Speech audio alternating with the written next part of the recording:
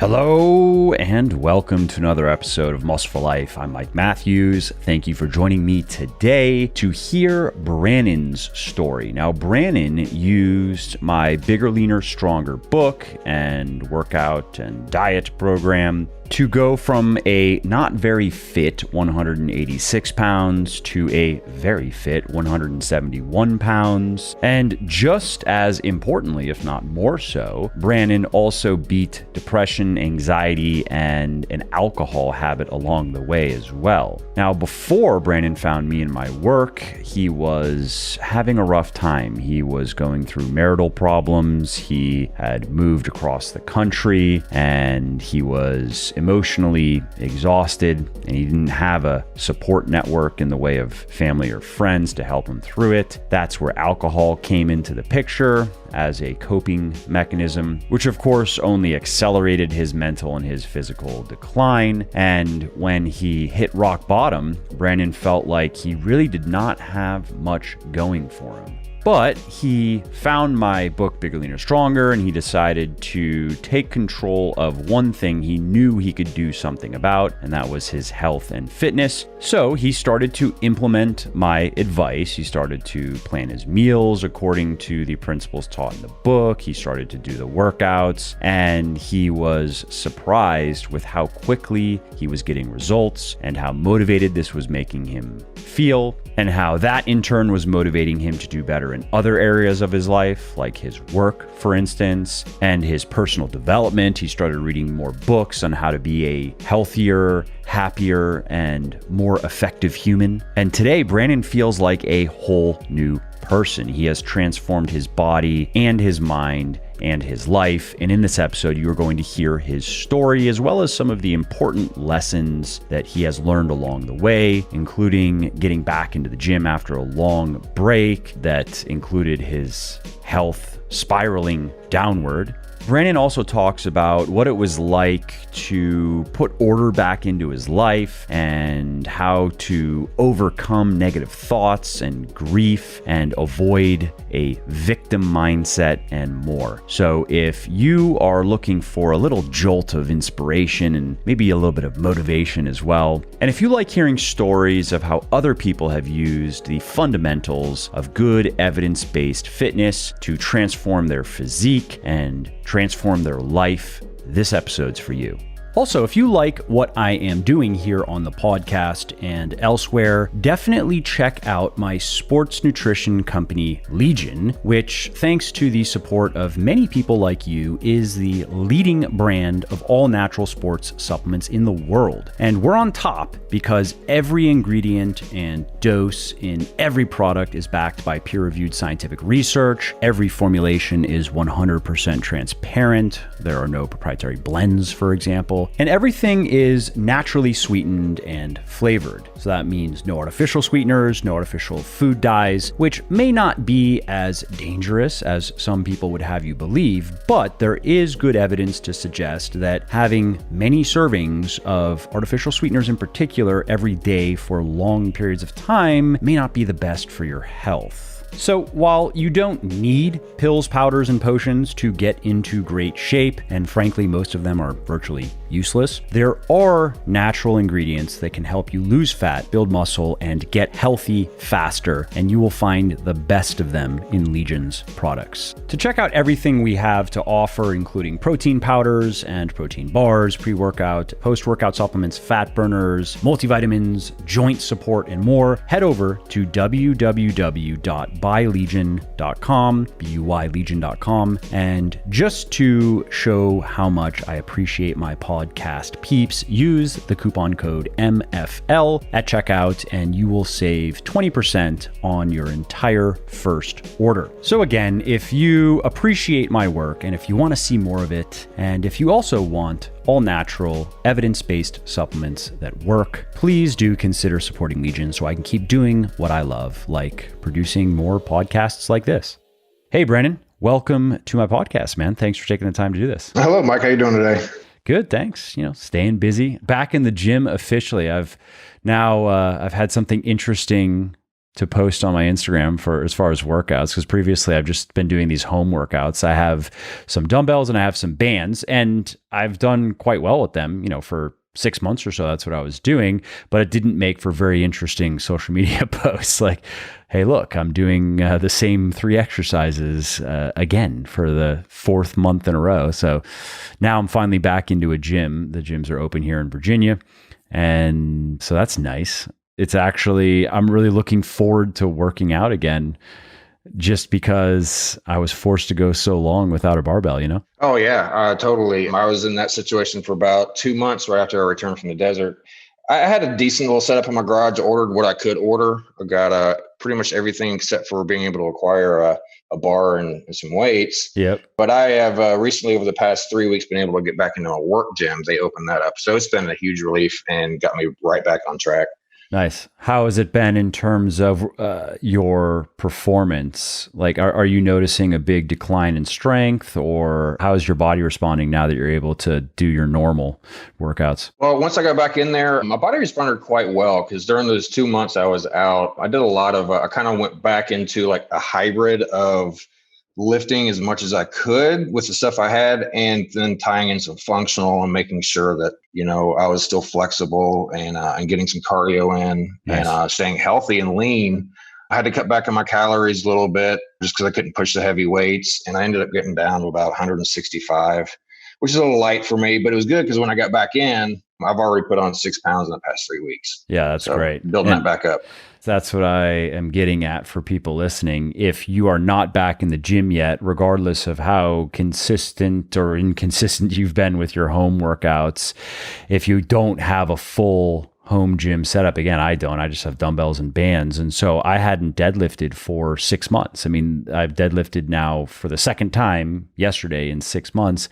And it looks like my 1RM is down maybe 10 or 15 pounds. That's it. And that just shows the effectiveness of, like, with a pretty basic setup, so long as you get enough volume and so long as it's heavy enough. It doesn't have to be the normal heavy stuff if you are used to that style of training. And that's more the style of training I'm used to, even though my training has been periodized. Before COVID, I was following essentially what is this new second edition of Beyond Bigger, Leaner, Stronger, that program. So I was doing that about 8 months, and the weights on the compounds range from 10 reps is the highest. So probably 75, I'd have to look again at the spreadsheet, 75% on 1 rep max. So that's the highest rep or the lightest weight that you're going to be pushing on the compounds. But then it gets real heavy. I mean, you are doing some AMRAPs with 95%, for example. You don't do much of that, but that's pretty heavy.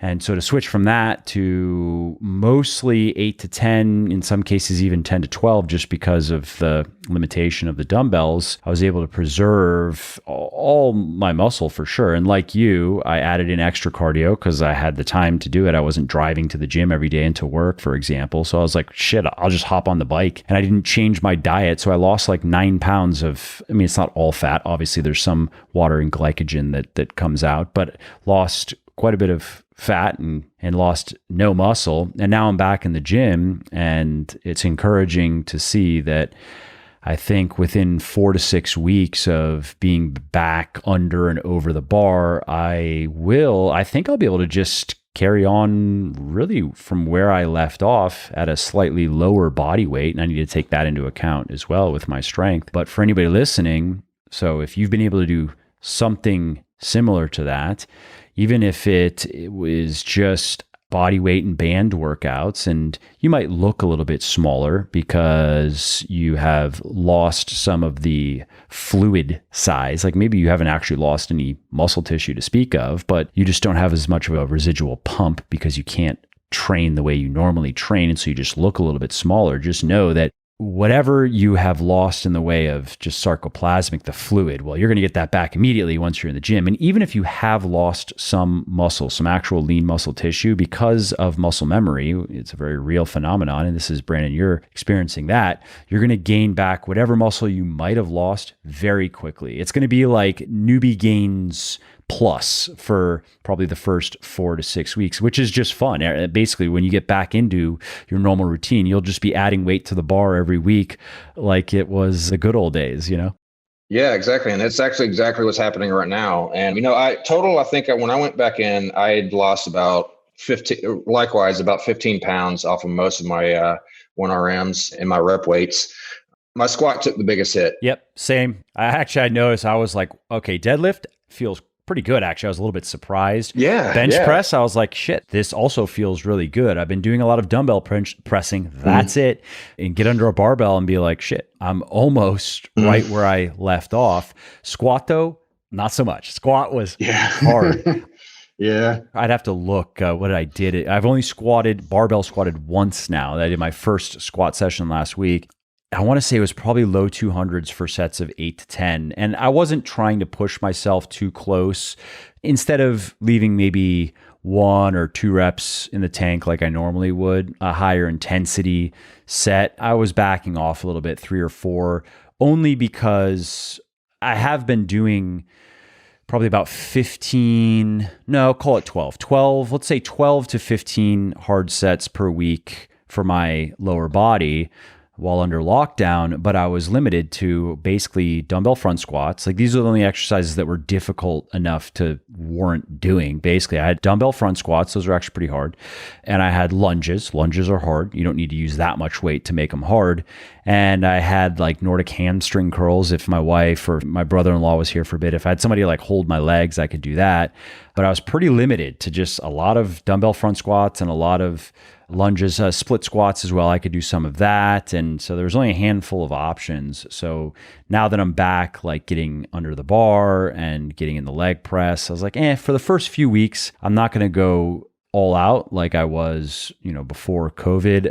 And the same thing with deadlifting. I'm going to ease back into it with the goal of being back to my pre-COVID numbers within 4 to 6 weeks.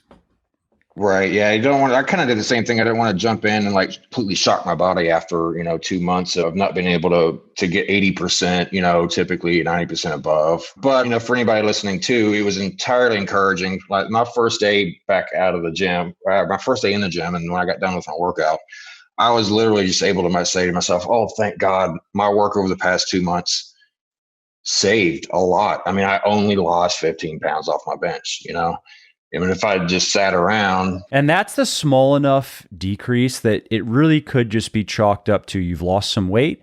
So you're at a lower body weight. You'd expect to lose a little bit of strength just with that alone, right?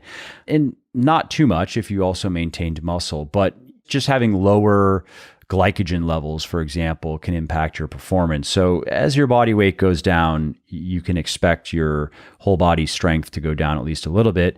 And then there's the skill component. There is a little bit of skill. Obviously, the bench press it's not a golf swing or it's not hitting a fastball, but there is a skill component, and that skill will decay if we're not in. Dumbbell pressing is similar, but it is different enough that just doing a bunch of dumbbell pressing is not going to preserve your form, especially if we're looking at more of the smaller points that make more of a difference as you get more experienced and as the weights get heavier. And so that alone can take a couple of reps. If you just let your skill degrade on the squat, deadlift, bench press, overhead press, that alone can take several reps off of your working weights right there. Right. And that's another reason you don't want to try to jump right back into your last heavy weight from months ago. Exactly. So take it easy on the muscles that are used to it for a little while. Totally. Something I've noticed also, this is interesting, because it had been so long since I took any real time off of squatting and deadlifting in particular. So the night of my first squat session in 6 months, I slept okay, but I woke up sweaty. And it definitely took a little bit of a toll on my body. And again, these were not extremely difficult sets, really not. The weight was not heavy. I just was doing higher reps, mostly just to get a feel for the movement again and get under at least a little bit of weight, put my body weight on the bar a little bit more and just get a feel for the movement again. But that plus some leg pressing, and then I did some leg extensions, like what would have been a totally normal workout, I would have done it normally with quite a bit more weight, and I would have noticed no after effects in terms of recovery.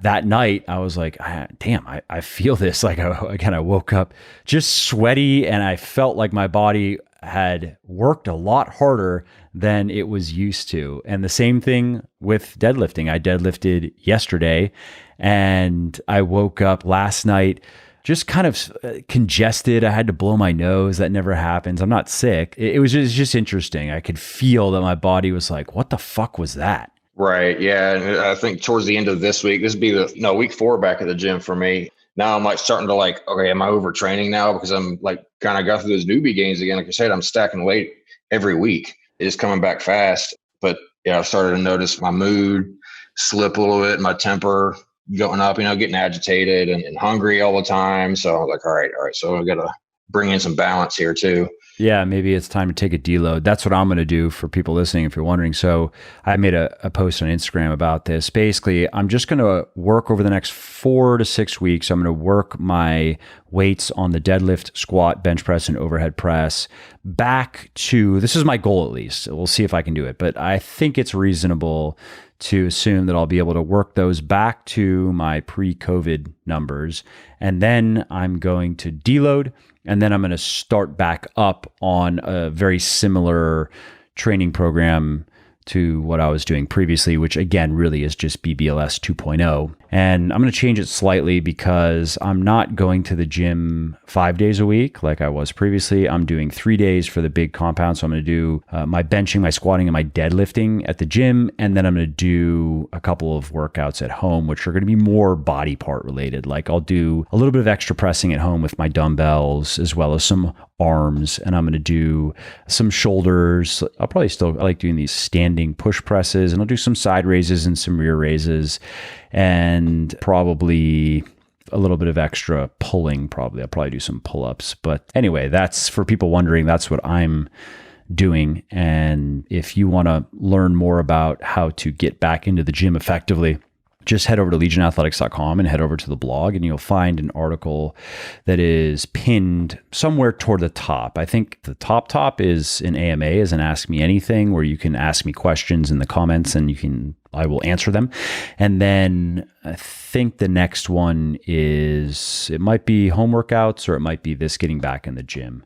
But anyway, I'm hijacking the interview. This is something that I've had to resist the urge to do. I've gotten pretty good at it. So I'm going to pass the mic back to you, and let's rewind to where you were in your journey. Well, actually, let's do this. Let's first give a snapshot of where you're at right now in terms of let's just look at your fitness and your body composition and what your transformation has looked like strictly in terms of body composition, kind of before you found me and after. And then let's go back to the beginning and get into the details and learn how you got here and what some of the unique challenges were that you had to overcome. Okay. Yeah, absolutely. Yeah. So when I started this out, I was 186 pounds, which actually was not the heaviest I had been before. I've worked out on and off throughout my life, but at this point I was pretty out of shape, and 186 pounds, 35-inch waist, just wrecked from the inside out, from a lot of things that were going on in my personal life leading up to that. Yeah. 35-inch waist, 186 pounds, just not in good shape. I could feel it in everything. So right now I'm got a 31-inch waist. I'm hovering between like 12 and 14% body fat. I was down to 10 briefly during the COVID thing. Let's see, 171 pounds as of this morning, 13.5-inch biceps, and 42-inch chest. Nice.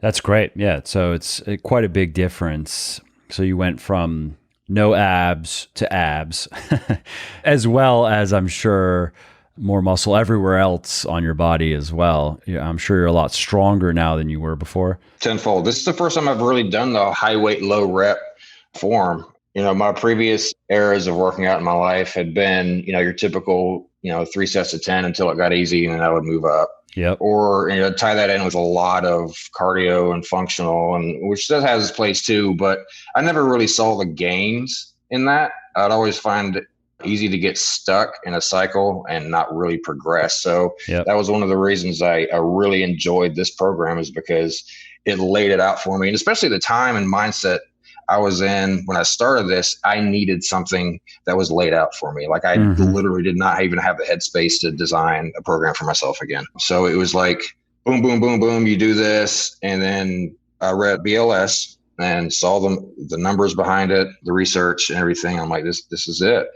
I know I can do this. My brother actually turned me onto this right before I deployed. He called me and was like, hey, because he just started as well. Have you heard of Mike Matthews? I was like, no, I haven't. And he was like, well, check it out. Here's the BLS. And so I did. I brought it with me and onto that deployment. And it took me a couple of weeks to get started. And then I cracked into it and haven't looked back. Yeah, I love it. I love it. I remember that experience for me when I first started lifting the way that I talk about in Bigger, Leaner, Stronger and beyond Bigger, Leaner, Stronger as well, which is going to feel very familiar to people who, like you, have been doing Bigger, Leaner, Stronger for a bit. It's just going to be a bit more difficult. But I remember after a month or so of training that way, and then also combining that with effective dieting and nutrition for the first time, like actually understanding energy balance and macronutrient balance, it was like a revelation.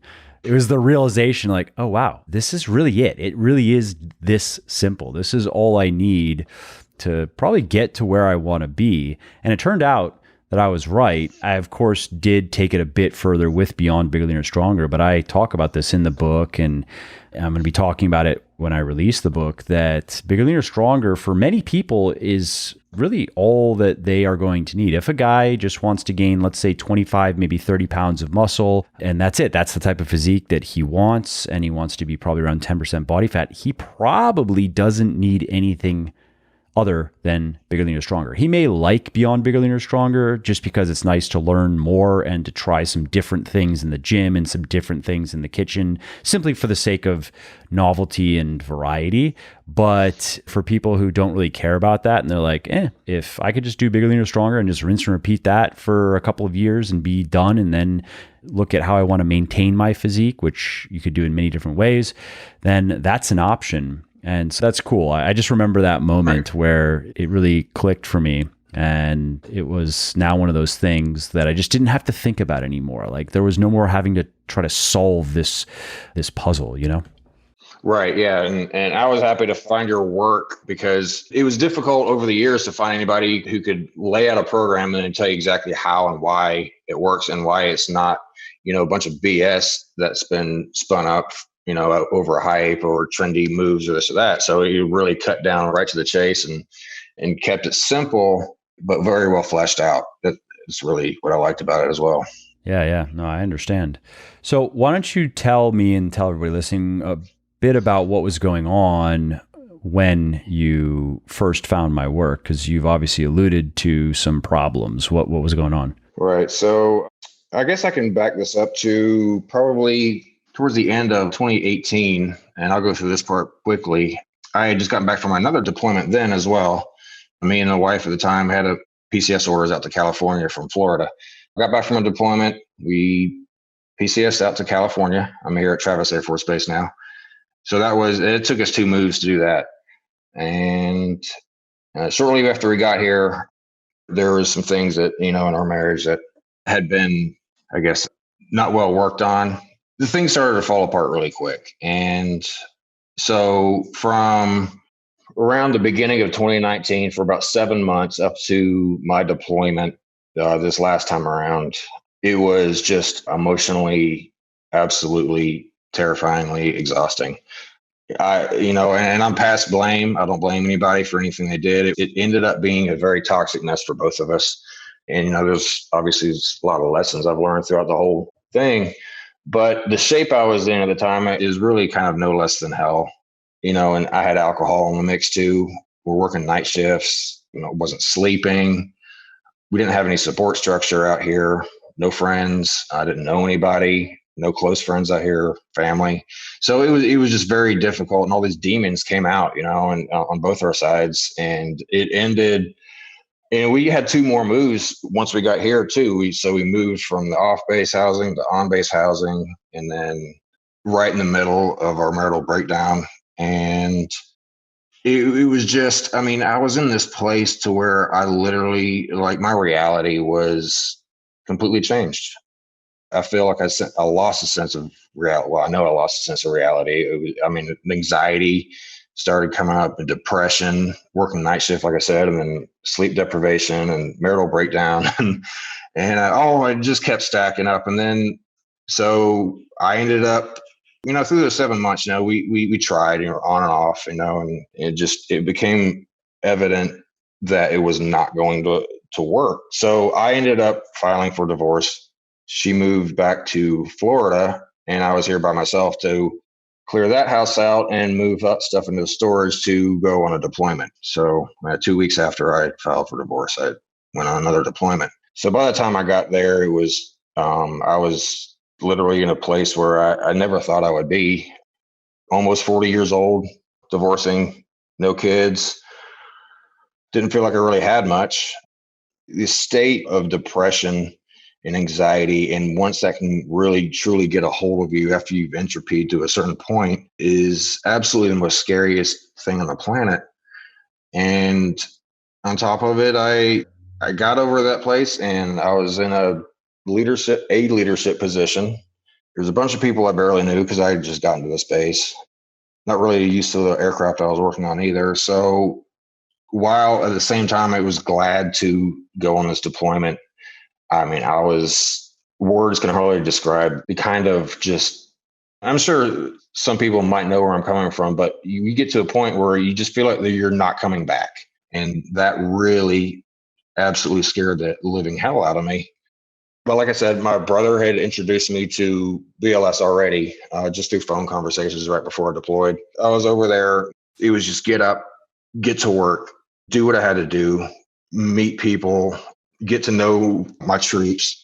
Every day was extremely I had to push and push and push and push every day.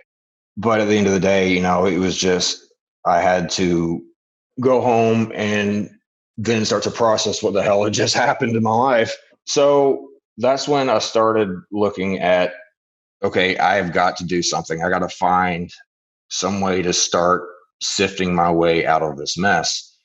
And that's where I kind of looked at, okay, there are some things actions I know that I can take that will help me. And I knew at this point that I was in the proverbial transition, crawling out of hell battle that I was going to have to do something with in my life, or I wasn't going to come back, not all the way.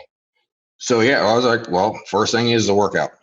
I dove into BLS, read that, started the workouts. As I was reading that, I knew that I needed to eat well. I know I needed to make sleep a priority, no staying up. It was to the point where if I got less than 6 hours of sleep, there was even more confusion. Of course. Yeah. Even if you're doing well, I didn't sleep so well last night. I chalk it up to the deadlifting again. Woke up a couple of times, just felt like my nervous system was just a bit more agitated than usual, maybe. But I don't know. I maybe slept 6.5 hours last night. And there was a time when I was younger, I had spoken about this years ago, where it was like clockwork. I would be working at night almost every night, and I would work probably up until 11:30 and then be in bed by 11:45, fall asleep in 5 minutes, blackout unconscious sleep for 6.5 hours, wake up before my alarm every day. And I did that for years and years.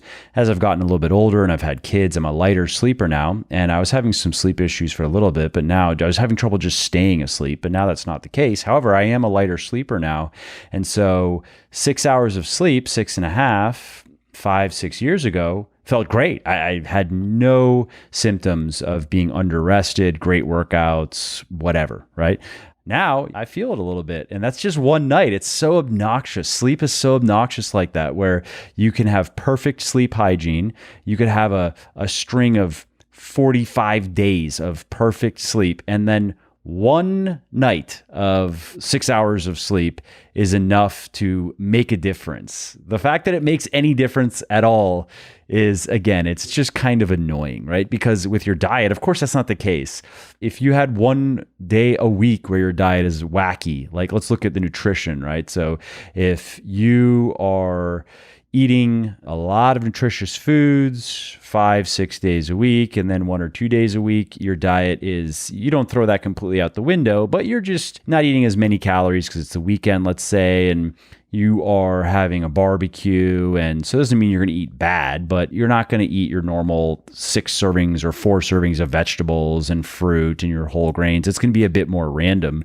You could do that forever and be perfectly healthy, have exactly the body composition you want, never notice a difference. Of course, same thing with training. You just have to be good enough. Sleep, though, just punishes you. One bad night of sleep, you immediately get punished, regardless of how good you've been. So, and that's when you're doing well. So like you said, when you're not doing so well, sleep is only going to, or lack of sleep is really just going to turn the volume up, right, on these other issues. Oh yeah, and it was driving it home even further.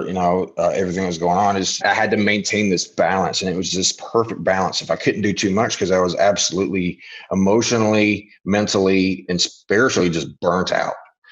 So I couldn't do too much. I mean, literally, I couldn't. And then but I couldn't do too less, or I'd be sucked back in. So I had to maintain this perfect balance. I'm like, it was a good thing I was on the deployment, because that makes me work 13 hours a day, and I could have that kind of routine there. But I knew I had to get that sleep, like you're saying. And then I was like, okay, well, I got to relax my mind, and I have to challenge it at the same time. So I just started reading books, just working out, reading books, obviously when I wasn't working out, reading books, and I'm like, okay. And then before I know, I had gotten this little basket of basic disciplines that I could use. I knew that if nothing else, if my mind and my emotions were completely just out of whack and completely fucked all day long, I knew that as long as I had did those couple of things for a long enough time, I was going to be slowly crawling my way out of this, Yep. And that was working out, That's eating well. A pretty simple therapy protocol, honestly. Work a lot, eat well, work out, and read books. And it was so awesome when I'd start seeing the cracks of light come through, where like all of a sudden after like a month or so, like I would get that. I mean, it took about a month or so to even get like my first endorphin hit, or dopamine hit. And I came out of the gym one day. It was like, bam. I was like, oh my God, I feel awesome, And and I started like excitedly running through my books, and I remember that being one of my first big breaks out of the darkness. And then so I was like, what I'm doing is working, and I knew I had a long way to go. But then, this kind of got me thinking too. I was like, you know what? I'm disciplining myself. I mean, right now, like this is the most basic form of discipline you can possibly get down to is like nobody's going to, even on deployment, nobody's going to make me eat well. Nobody's going to make me go to the gym. Nobody's going to make me go to bed on time. I'm a grown ass man. But I was like, the most basic form of discipline. And I was doing it. And I was like, okay, this is always going to be my baseline. I don't care how good I get, in 5 years, I might be awesome. In 1 year, I might be awesome again, but I will keep doing this because this works. If everything else falls apart one day, or in a day, I know I can always come back to, okay, read a book, work out, so on and so forth. That is the aforementioned stuff. What I learned along that route too is that discipline started equaling the ability to relinquish control. What do you mean by that? Okay, so there's things we can and can't control, right? And as a discipline is actually more about controlling the things that we can and should control, right? So then by doing so, by walking up to that edge, the line between what we can and cannot control becomes more visible. So then what we can't control becomes more obvious, and we can just let it go. Leave that to grace, right? But we are controlling. So it kind of like puts things into categories, and you can see them easier if you're disciplining yourself. What you have control over more and what you don't. And for me, that was big because I think when you're not doing any discipline for yourself, then you kind of get those two things confused very easily. And we tend as humans to go into this, I got to change my entire situation, because I don't feel good, right? Or maybe think that nothing is under control. Maybe you just lose that sense of agency altogether. Right. Yeah. And so, you either end up controlling nothing or trying to control way too much. Right. Yeah. Right. Trying to control all these factors you can't because you think, that it's your circumstance that's killing you. So I found that just by laying out, like again, for anybody listening, and you find the discipline that works for you, you just keep doing that and you can start to let go. It's like a tenfold letting go process. You can let go of the things you are controlling because now you're disciplining, right? Now you don't have to worry about all those things that you should be doing. Because eventually you just put them on autopilot. It becomes we're talking about, your new we're normal. talking about habits, right? It becomes now you're more likely to continue doing the things that you want to be doing than you are. It would take more effort to not do them because it becomes so ingrained, right? Yeah, so we can let those go because we know we're doing them. Then we can also kind of let go of the things we found along the way that we realize we have no control over. So we can just kind of let those go and know that. And then that's where like things like, having some faith in the process and letting a little bit of grace kind of like back us up with those areas that we can't control. That's where that kind of comes in. But as long as you got your shit together, and then things start to tend to eventually work out for you. Yeah, I think that there's definitely something to be said for when you start putting order into your immediate vicinity, right? And that starts with the stuff we're talking about, putting order into how you eat and how you take care of your body. And that would be exercise, that would be sleep hygiene, that you naturally then start. Maybe it's just a matter of confidence, or you just build up momentum and you start putting order into more of your environment. And that if you keep that process up over time, you can have quite a bit under control, and you can still have quite a bit not under control. And I would say that if we look at it from the perspective of a game, you need stuff to be not under control. How boring would it be if everything in our lives were under our control, truly, if we didn't have to, and especially if we didn't even have to really work that hard for it? That might sound appealing at first glance, and it might come with some relief, but think about that. Think about that really. Think of that condition for a year and how boring it actually would be. Like, we need random stuff to happen. We need obstacles. We need stuff to not be under our control to even have a life worth living. And that's a personal perspective of mine. So when I have random things pop up that are in the way of what I want to do, I don't necessarily look at that as a bad sign, or that it's like the universe or God, or depending on how religious or not they are, telling me, oh, you're not supposed to do that. I would say if there are random, extremely negative things that are happening, and that rarely happens, then I would stop and I would reflect. But my reflection would be more on, all right, what am I doing to bring this upon myself? Why is this happening? But if it is, I'm playing this game and now I have new big obstacles that are in the way because I'm trying to achieve this big goal, I look at that as part of playing the game. Right, exactly. And the things that you can't control that keep life interesting and not boring happens more often when you're doing shit. If nothing is coming your way to knock you off your feet, you're probably not doing much. And I was there at times in my life where I had everything under control, but guess what? There was nothing going on in my life.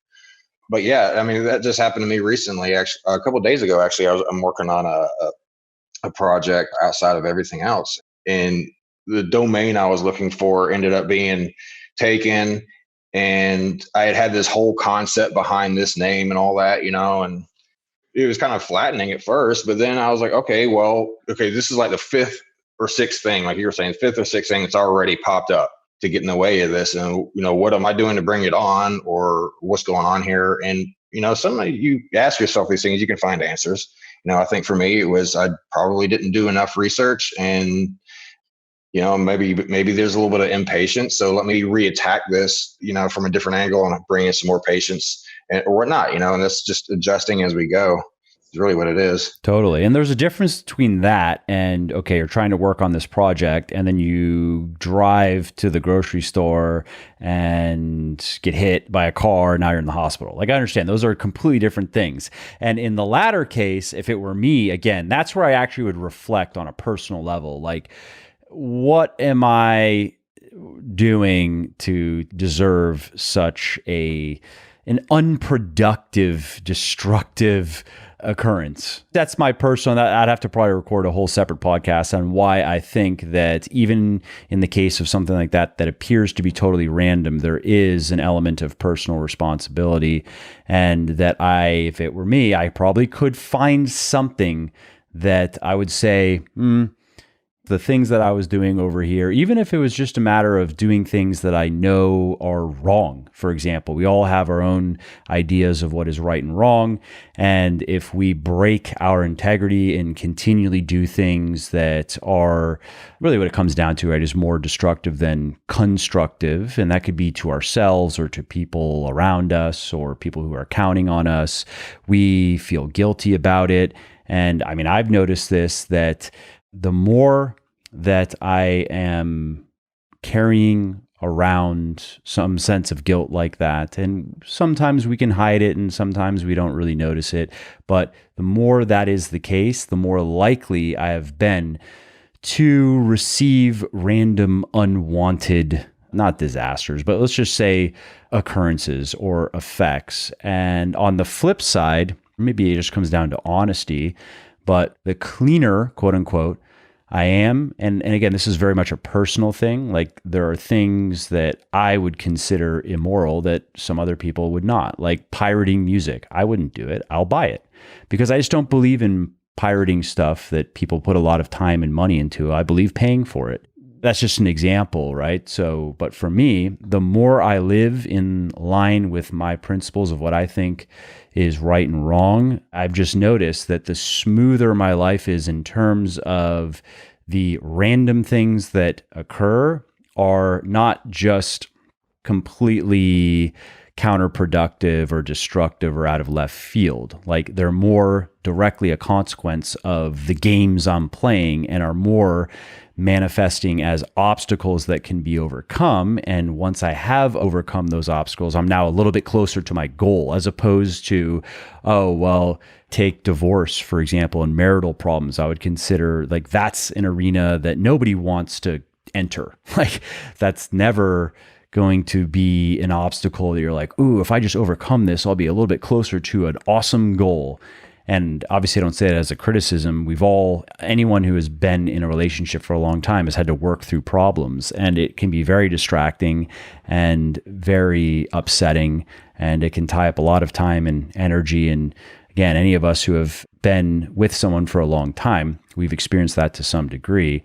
And so in the case of, your project, and okay, you wanted to use this domain, the domain is taken. Okay, that's an obstacle that, again, if it's me, I don't look at that as, am I getting in my own way? Am I, through how I'm conducting myself, am I causing myself unnecessary problems? To me, I would just look at that as, this is part of the game. And like you said, I think that's a good point of, maybe I should have done a bit more research before I put a lot of time into a domain that isn't available. Also, I don't know if you've looked into this, but many domains are for sale, even if they are not listed for sale. So you can pull up the who is information, you can get a contact, you could reach out and see if you could buy it as well. Right. Yeah. I've kind of seen that through my work since then. I think to back up what you're saying too, I think when we're lighter and we're going through life with, in accordance with our values, those obstacles, maybe they pop up either way, whether it's just how we perceive them at the time. And, if we're living in accordance to our values and we're feeling positive, those things do present themselves more easily as obstacles rather than the other side of the coin where we might end up initially taking them personally, which makes them, a lot more difficult to circumnavigate until you are aware of it. Yeah, I agree. If you like what I'm doing here on the podcast and elsewhere, definitely check out my sports nutrition company, Legion, which, thanks to the support of many people like you, is the leading brand of all natural sports supplements in the world. So you're on deployment and now you're building up some momentum in the gym and you're starting to notice effects elsewhere. What happens next? At this point, I've got my low-hanging fruit just kind of on autopilot, right? This is what I'm doing every day. And so then that gave me just a baseline of a healthy enough vessel to start processing everything that was going on. And that's when, the emotions started really kind of going through, what they call the grief process. And that was a very difficult thing to navigate and to be aware of when you're going through it. And there was times where it can feel so overwhelming. I remember sitting outside my room one evening I just felt like the worst person on the planet, I was like, I might as well be a bum. I had, and like my mind started going to all this, you don't have this and you don't have that. And there's nothing, you don't have anything and blah, blah, blah. And then all of a sudden, and I just kind of let it do that, by your mind's going to go places where you don't want it to go. And you're not going to be able to stop it. You can sometimes, and you have to, but most of the time you need to kind of let it do its thing, but maintain awareness instead of like believing everything, Like surf the wave of emotion, as psychologists will talk about. Right. Yep. Like, don't fight it, just acknowledge it. And even if it's uncomfortable, okay, then just be uncomfortable. Yep. And in this case, on this particular day too, it was, I was just like, I was like, oh my God, I'm just going to be a bum on the street, forever, but the funny thing is once you let those thoughts pass, then all of a sudden something will come behind it that kind of like brings balance to it. Right. And that's what exactly happened on this. Like all of a sudden I was like, I remembered a story about, I can't remember his name, some millionaire who at 45 years old had 2 pennies to rub together and actually was homeless. And now he's a millionaire. I'm like, for some reason that thought just popped into my head. I'm like, okay, well, I do have some things. Let's get to work. Right. And by this point, the emotional part of it had kind of passed. And I was like, okay, well, if I have 2 sticks, if all I have left in my life is literally 2 sticks, let's just take this analogy. Right. And it's, well, what am I going to do with it? Well, let's start rubbing them together and make a fire out of it. And that was kind of like the metaphor I came up with in my head. And that really helped kind of change my entire perspective, because it's a natural thing in grief to go through periods where you tend to focus on all the things you don't have, because the loss is real. You do lose things, but it kind of like that helped me bring back this perspective of what do I have? What can I make of it? I can't be trying to wish things were different and wish I had this or had that or had this, because I don't have these things right now, but I do have this stuff over here. And I can start making stuff with it. And, and that for me, I sat there and made a list, I was like, okay, I've got a functioning, healthy body, healthy in the fact that I'm not like, I don't have chronic disease and all my limbs work and all that. Right. I have knowledge of health and fitness already, from my years of doing this on and off, my own research. And then of course, with what I learned through BLS. So I have knowledge of it. I was like, I have a good support structure. Therefore I had relationships that could be improved on and nurtured. I had an organization that could benefit from my presence and being me as a master sergeant. I had airmen that could benefit from me mentoring them through their deployments. I had social and leadership skills I could pull from. I had knowledge I could pass on. I had 2 eyes and a brain that could read. I mean, so these are the things I kind of wrote down, and I think above all, I knew I had a burning desire to just make something of myself, and I wasn't going to just sit where I was, and it couldn't wait till later to start this process. So I just started doing my best every day, even if my best was only 30% on that day. I did it anyways. And, I capitalized on my good days, and the bad days, you just take them in stride, Yep. And that's a huge key to any undertaking that requires any amount of work, is you're not going to be 100% all of the time. Even the best athletes in the world are not 100% all of the time. And they know that being consistent is much more important than being perfect, because perfect is fleeting. It is elusive. Again, even for the best people and athletes are an easy way to think about this, but even for the best athletes in the world, how often do you think Michael Jordan would have said that he played perfectly by his standards? Maybe never even a single game. Maybe there are a couple of games there. Or Tiger Woods, how many forget rounds. Tiger, how many perfect shots have you hit in your career? I would be surprised if he said more than like 10, which just goes to show again that the point is showing up and doing the work every day and just keeping the habit in place so you give yourself the chance to do as well as you can. And perfect, especially in the game of health and fitness, we don't have to be perfect at anything. Like, yeah, maybe if you want to reach the highest levels of bodybuilding, competitive bodybuilding, you might need to have a little bit of perfect in there. But for those of us who just want to be fit and healthy, or even say super fit and super healthy, we don't need to be perfect. We just need to be good enough most of the time. And like you said, even if it's a bad day, just show up and do a bad workout then. Great that you did a bad workout. Let's go do a workout tomorrow and see how that goes. But you did the workout. I mean, and that's a big thing. I think that's what our biggest wins are not the days we feel perfect. That's an easy win. We didn't have to fight anything that day to go have an awesome workout because we felt great because all the stars were aligning and life is, freaking awesome. That's not a battle. I mean, even though it feels great and we need those days, I think absolutely the showing up when it sucks. And this isn't anything new, but we know that just showing up. And a lot of that is confidence too, like confidence is also like you show up with all of your garbage, all of your hangups, insecurities, but you show up anyways, time and time again. You just keep showing up, and that really does go a long way to start separating yourself from all these negative mindsets or emotions that try to stop you, but it starts after a while, it starts to see that you're doing it anyways, and it kind of let off, And how did you stay away from the victim mindset? Because considering, I'm sure you experienced a bit of that in the beginning, again, considering how deep in the hole you were to start out with, how did that process go? How did you get past that and then just defeat it altogether? Okay, so that's a big one, and I'm glad you asked because so many people do fall into this, and it is a trap that can keep you stuck forever. And I think first off, early on, I realized I knew what that victim mentality was and what it could do to. So I already had a little bit of awareness of that I didn't want to be that.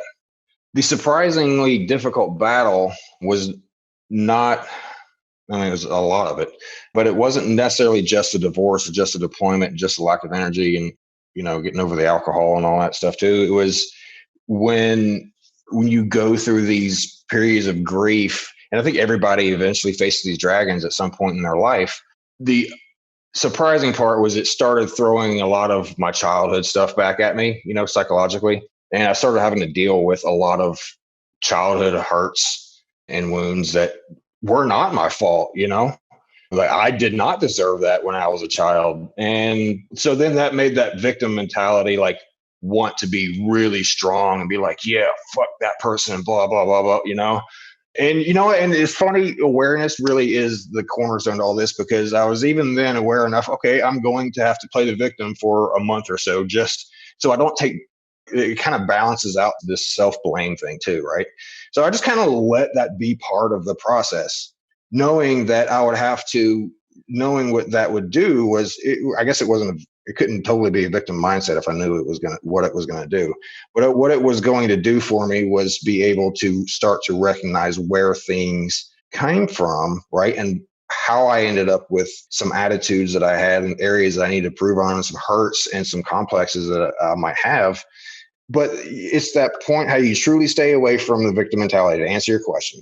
Even when you go through childhood stuff, is at the point that you are aware of it and you know that it existed, from that point forward, it is your responsibility to take responsibility for it and to change it, right? And that is the defining line. That is where, okay, now I know if I keep blaming X, Y, or Z person, right, then I'm the victim. But if now I know that, this was out of my control, I didn't deserve that, and there were some things I could have done better too, now I can take responsibility for it. That's the defining line. And I think that's how I did not fall into that. I think it's just as much a part of the process as all of it. It's a huge, enormous process. Yeah. Yeah, no, I agree. It's not something that I've had to deal much with for whatever reason. I guess my hardwiring was a little bit different. I haven't had a tough life, especially compared to many other people's lives in the world. Like, forget about the West. I mean, start learning about what some people have to go through in other parts of the world. And anybody listening, if you think you have it tough, it can be put into perspective. So I definitely did not have a tough life, but for whatever reason, I've just never been one to blame others for unwanted circumstances. I've always just had the inclination to, again, look at myself and see, is there anything that I was doing to contribute to this, even if it's indirectly, and even if it would be almost on the level of, on a spiritual level, like there is no clear cause and effect. And even if I can't come up with any answer for that, then I would just be quick to go, okay, well, what am I going to do about it? And when I have experienced a bit, I would say, a bit too much melodrama personally over situations, there is a point where, like you were saying, all right, I'll let it run its course. But then for me, there's a point where I'm just like, and that's the end of that. Like there's a clear decision where like, we're done with that now. That was fun. And now we're going to do something about it. You know what I mean? Right. Yeah. Through these processes, your awareness kind of goes through this whole like maze in the back of your head, and like it goes to different areas, showing you different parts of this whole big picture, when you're trying to get things together. And this is, I guess you call it the healing process or whatnot, but that's where all these grief emotions come from, the anger and then the denial and the blame and the depression and the many others. It's because you're being shown how your awareness is going into different parts of the picture, and you're being shown different aspects of it because you can't handle it all at that moment. So you're only seeing one little snippet, boom, boom, boom, boom, boom, boom, boom. But then after a while, as it eases, you're starting to put those pieces together, right? And you have to let that happen. That's why, like, for anybody listening that has to go through, it maybe is going through a grief process or has gone through it before, we could understand it's essential. And I really want to stress it's essential. You're not crazy and there's nothing wrong with you, because it can make you feel that way.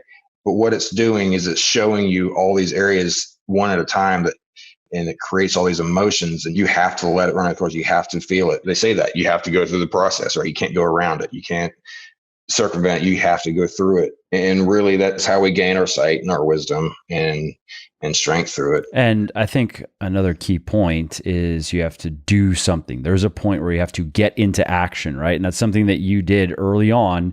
And you picked some very simple actions, but some very fundamental ones, which was just, okay, I'm going to take care of my body. I'm going to eat well. I'm going to sleep well. I'm going to exercise, because I know that that will give me more physical strength, more psychological strength, more emotional strength. But I think that is key, that there is a point where it's time to grab the bootstraps and start pulling, right? Exactly. And you do that by every time you have enough strength to do something, you do it. Because you're not going to have that strength every day going through these things. But that's what I did on that deployment. No matter what, I did my baselines, There's other things I could do. Then it's just towing these lines and really getting to know yourself and your capabilities at any given moment. And yeah, like you said, you just got to take action. And that's been one of the huge parts of the equation for me that has helped me throughout this entire, almost year now, is that action piece. And, action can be, anything. It could be even the smallest action can matter. God, I remember one day I was sitting on the truck. So what I did in the desert was I drove what they call an expediter truck, where I expedite, basically line supervise flight line maintenance on these aircraft. So I got all these workers, right? And they get into the trucks, and I divvy out jobs and take them to their jobs and monitor them and monitor the jobs and bring them back and coordinate the whole thing, right? So I'm dealing with these guys day in and day out. And, going back to the action piece, like because of this process, there was times where I'd be sitting up in the driver's seat and I'm just sinking into this hole. I'm just like, oh my God, oh my God, oh my God, I don't want to be here, blah, blah, blah, blah, blah, blah. And I got these, and action can be even just the littlest thing. And when I was like, all right, enough of that, I'm going to start talking to somebody. And I turned around and I cracked a joke and just started conversation with one of my workers. And then all that turned into this and then that. And so then at these points, you can just start to build relationships, talk. And all those are examples of you taking action as well, I think, instead of just letting yourself stay helpless over your emotional state at the time. Yeah, or give in to those destructive impulses, because you could have, but instead you decided to use them to drive you to do constructive things. Even if that's just a little example, you could have given in to whatever was going on there and not engage with the people around you, maybe even withdraw further from the people around you, or maybe even tell them, just outright say how you don't want to be here. And so that could have been, that was one direction you could have went in, but you didn't. You went in the other direction. Right. And you have to make that decision, because I've been in the Air Force for, 19 years now. I've been around assholes and shitty leaders. And, there are the ones out there that just take that anger and whatever else and turn it on everybody. And, I wasn't going to do that. It's not in me to project my anger into and make it into a bad workplace, These guys need us there, and they need our leaders, and I need them. And at a point, there's a synergistic effect. I needed them too, just the interaction and building new relationships, like you said. And you just got to be there. These guys out there, they needed somebody that could not only coordinate their work efforts, but keep them disciplined, in line, happy to the point we could be happy. And which there's a lot of jokes over there. But, if I chose to just sit there and wallow and try to escape, then it wouldn't, it worked out as well as it did. And I wouldn't have been able to get from them what I got from them. So that's a part of the two-way street there is, because I wasn't an asshole to them, and I wasn't projecting all of my crap onto them. They would interact with me. And sometimes when I really needed it, they wouldn't know it, but I really, needed interaction. They would, what I'm saying? The whole point here is just really trying to get out of your head when you're in tough situations and literally like as if you're jumping off a cliff and just talk to somebody. Yep. Yep. You never know what's going to come from it. Where do you plan on going from here? Like in your fitness, for example, what's the new baseline? What does that look like? All right. So my new baseline is to I'm going right after the 2 months of not having a gym. I'm starting back on phase 1, BLS phase 1. And I'm going to take this one out through all the phases. And my goal is by March of next year to be 185 pounds and 10% body fat. Nice. I like it. That's my goal. I think that's reasonable. Sorry, where are you at again right now? So I'm 170. I'm 171. Yeah, 171. Yep. Yeah, sure. Mm-hmm. So you need to gain 10 to maybe 12, 13 pounds of muscle over the next year or so. Yeah, and I think that's totally achievable. I've got a ticker in December that I want to be at 180 by then. Okay.